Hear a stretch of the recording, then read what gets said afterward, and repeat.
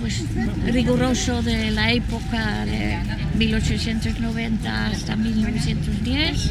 Tengo una colección muy grande, me gusta hacer todo, los bolsos, los sombreros.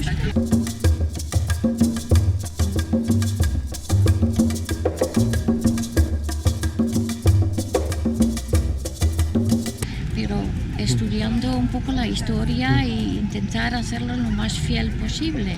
Me crispa cuando hay cosas sintéticas o así, pues entonces vas disfrazado, ¿no? Y yo quiero ir vestida. Nos encanta el ambiente que hay aquí.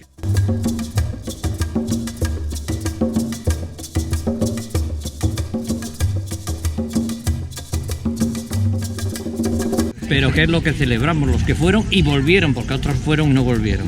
Eso no se festeja. Se festejan los que volvieron. Y si traían dinero para invertir, se les festejaba mucho más. ¡El dinero para los indianos!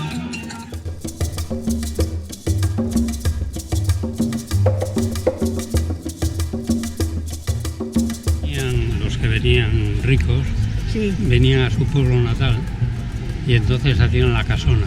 Claro, metían el agua, metían la luz y o hacían la iglesia, la escuela, los hospitales. Dieron mucha vida los indianos.